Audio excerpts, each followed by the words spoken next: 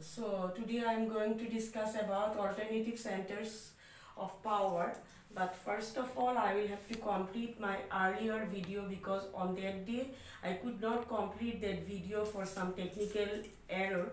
And already I have discussed about the constraint of American hegemony, and there I have discussed about the system of government in America and the public opinion. So today I am going to discuss about NATO. So NATO is a military alliance. Number of states are members of NATO, or they are signing members of NATO, and on American initiative actually that North Atlantic Treaty Organization was signed.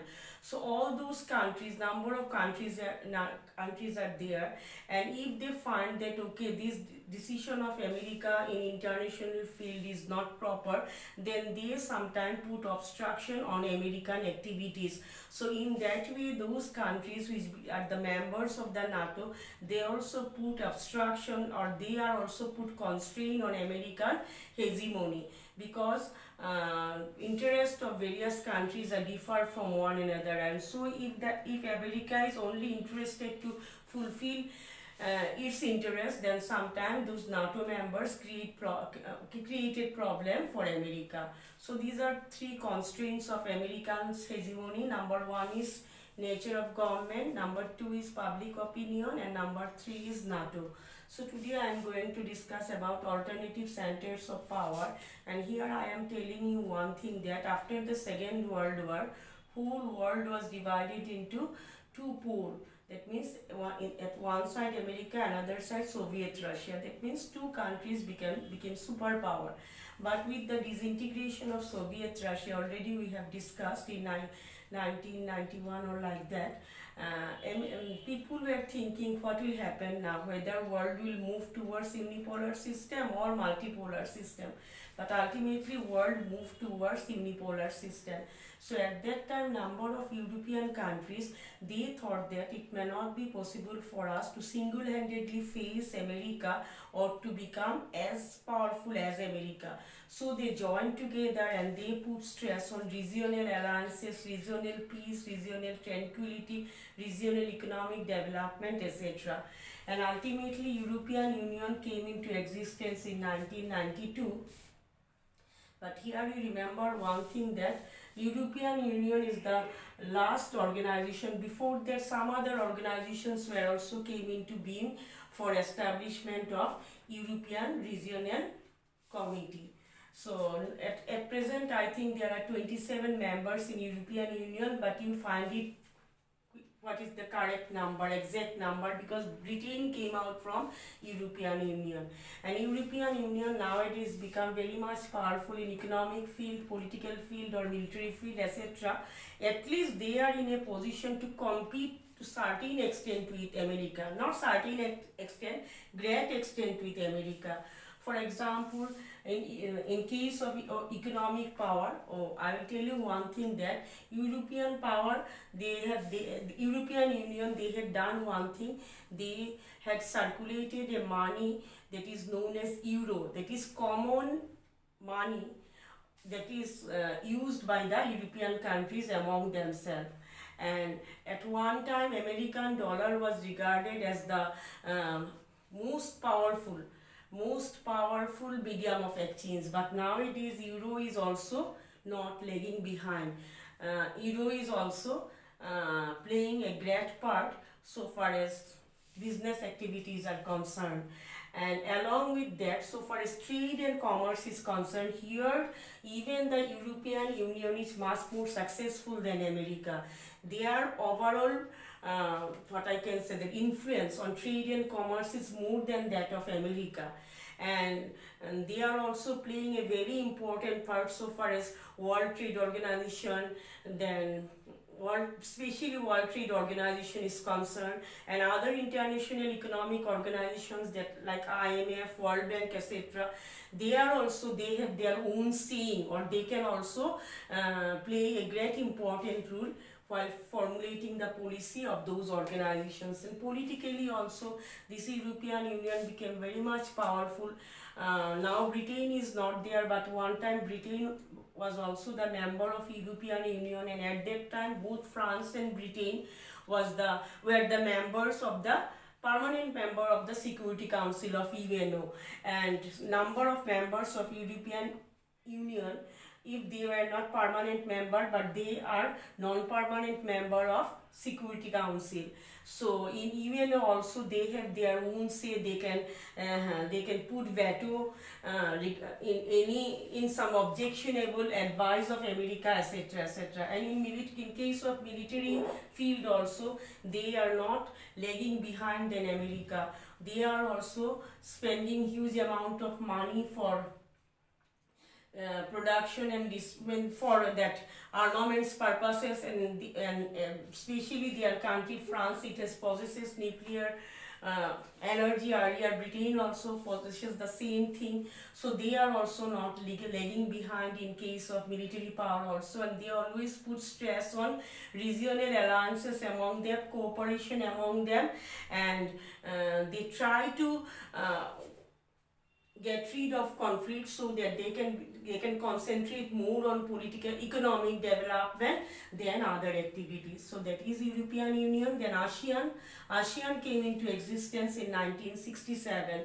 earlier than European Union.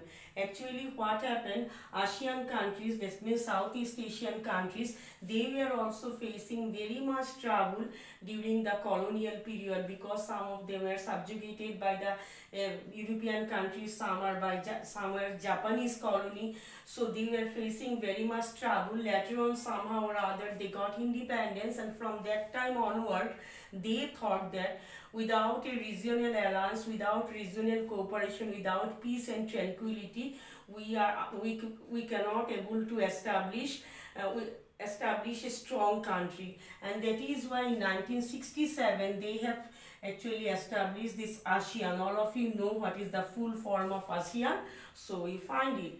And you remember one thing, the Convention of UN on Rule of Law, okay, they are always, ASEAN countries are always in favor of following the concept of rule of law. That means all the ASEAN countries are interested to run the administration of the country by following the principle of rule of law. That means then Convention of UNO. In international field also, they are interested to follow the instruction and Convention of UNO, which are necessary for running peaceful administration and peaceful atmosphere throughout the world. And ASEAN countries are, actually there are, as for example, the economic community. ASEAN communities are divided into three parts. Then see, number one is security, number two is economic community, and number three is socio-cultural. So socio-cultural, they are friendship. You can say that friendship. So security, in case of security commitment, they always said that ASEAN countries always believe that we will all help one another. If other countries attack us, we will jointly protect us, and we will try to evade war between us, and we will try to, we will try to solve our own boundary problem amicably, so that our regional problem would not stay in the way of our development. Then in economic field also, they are saying that okay, they always maintain good economic relation. They try to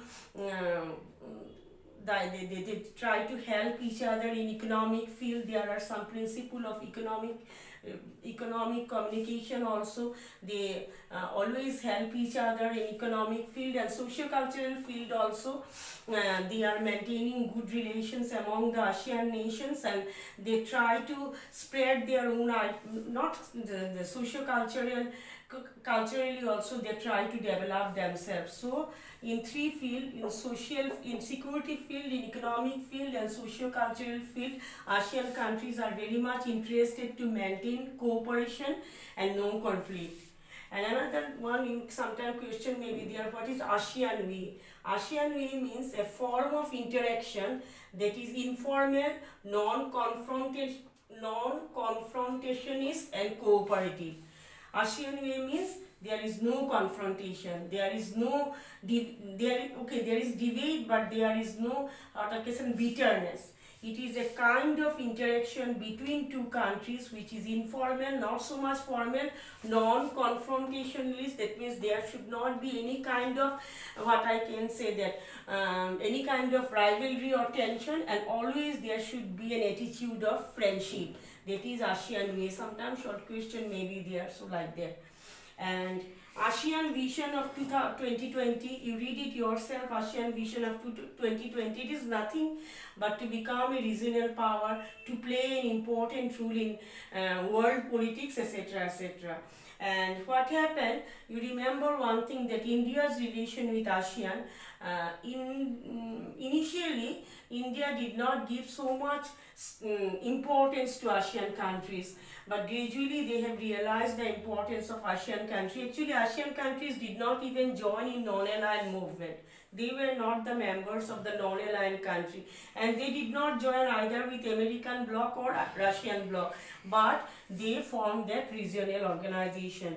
So, but nowadays, from the time of Prime Minister Narasimha Rao, that is from 1992, India government started maintaining good relation with ASEAN countries, because they have realized the fact that with maintaining good relation with the ASEAN countries, it is possible for us to keep China away from us. And that is why from that time we have adopted a policy that is known as Look-East policy. That means look towards eastern countries, southeastern countries, maintain friendship with them, establish relation with them.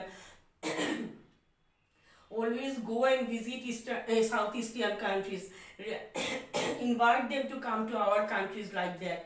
And still now our present Prime Minister is also following that Look-East policy, and he converted it into Act-East policy. Act-East policy means only looking at southeastern countries is not sufficient. You have to do something concrete while maintaining relation with ASEAN countries, and that is why nowadays number of what I can say, that number of treaty, number of discussion, all these things are take place to maintain good relation with ASEAN countries, especially in economic field, in socio-cultural field, etc. Okay, and you remember that ASEAN countries always believe in 3C. These are culture, community and commerce. Commerce, culture and community. That means they are not only interested to maintain political relation and economic relations, they are always in favor of maintaining cultural relation also. They are in favor of maintaining good economic relation and community, connectivity. This one is commerce, culture and connectivity. Connectivity means there should be a strong bonding between the ASEAN countries, and if India is also interested, they will follow the same thing. That means commerce, culture and connectivity. So in this chapter, you will have to study about another unit is there. That means how China became economically powerful and India's relation with China. If it is needed, you just call me. Otherwise, I will complete this chapter here. So very briefly, this is a chapter of regional organizations which are trying their level best to become a successful organization in international arena. They are interested to control the American hegemonistic power. They are interested to play a very important role in ASEAN region, and European Union is very much interested to become as much powerful as America, and both ASEAN and European Union both are moving forwards, and India also realized the importance of ASEAN countries, and India also maintaining good relation with ASEAN country, first by Look-East policy and now by Act-East policy. Look-East policy was adopted by P.V. Narasimha Rao, our ex-Prime Minister, and present Prime Minister Narendra Modi. He is in favor of Act-East policy, and Northeast India is also very much related with this Act-East policy because these countries are our neighboring countries, these ASEAN countries. So, okay, if you need China, India's relation with China and emergence of China as an economic power, you just contact me, or otherwise I will switch over to next chapter. Thank you.